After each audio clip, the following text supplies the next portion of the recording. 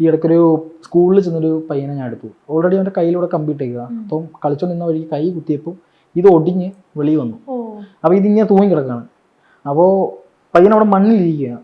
അപ്പോൾ നമുക്ക് വേണമെങ്കിൽ എല്ലാവരും ചെയ്യുന്ന പോലെ എടുത്ത് പൊക്കി എടുത്ത് കിടത്തി അവൻ്റെ വേദന നോക്കാൻ കൊണ്ടുപോകാം. അപ്പം ഞാൻ കുറച്ച് നേരം ഇന്ന് ചിന്തിച്ചപ്പോഴത്തേക്കും നമുക്ക് കോളർ ബാൻഡ് ഈ ഒരു സാധനം ഇട്ട് കഴിഞ്ഞാലും ഇത് ഇവിടെയാണ് ഒടിഞ്ഞേക്കുന്നത്, ഇതുകൊണ്ട് തൂങ്ങിപ്പോകും. അപ്പം ഞാൻ അവിടെ നിന്ന് ഒരു പെണ്ണിൻ്റെ ഷാള് മേടിച്ചിട്ട് ഈ എൻഡ് മൊത്തം ഈ എൻഡ് വരെ കവർ ചെയ്തു. ഇത്രയും ഭാഗം കവർ ചെയ്ത് കഴിയുമ്പോഴത്തേക്ക് ഇതിങ്ങനെ തന്നെ കിടന്നോളും.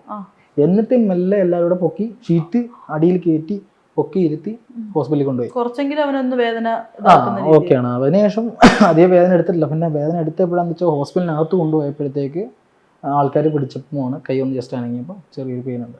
അത് ഭയങ്കര പെയിൻ ആയിട്ടുള്ള കാര്യമാണ്. പിന്നെ ട്രെയിൻ തട്ടിയുള്ള കേസുകളുണ്ട്.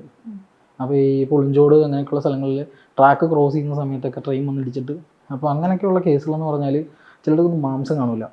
ഈ ലാസ്റ്റ് എടുത്തൊരു കേസിൽ ഈ തുടയിലൊന്നും മാംസമില്ല, ഇവിടെ ഒന്നും മാംസമില്ല, ഇവിടെ നിന്നൊരു വെയിൻ പൊട്ടിയിട്ടുണ്ട്, പൊട്ടിയിട്ട് ബ്ലഡ് ഇങ്ങനെ പൊയ്ക്കൊണ്ടിരിക്കുകയായിരുന്നു.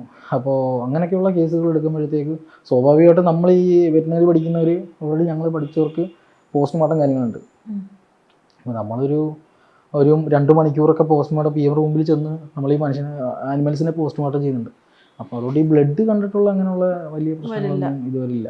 പിന്നെ ചിലർക്ക് അത് ഉണ്ടാവാൻ, ഞാൻ പറഞ്ഞില്ലേ, നമ്മൾ ഈ ഒരു എന്താ പറയുക, ഒരു ഫാമിലി ബാക്ക്ഗ്രൗണ്ടിൽ വളർന്നു വന്ന ആൾക്കാർക്കാണ് ഇത് മെയിനായിട്ട് അഫക്റ്റ് ചെയ്യുന്നത്.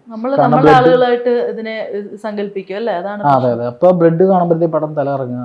പിന്നെ ഈ ബ്ലഡിന് ഒരു പ്രത്യേക സ്മെല്ലാണ്.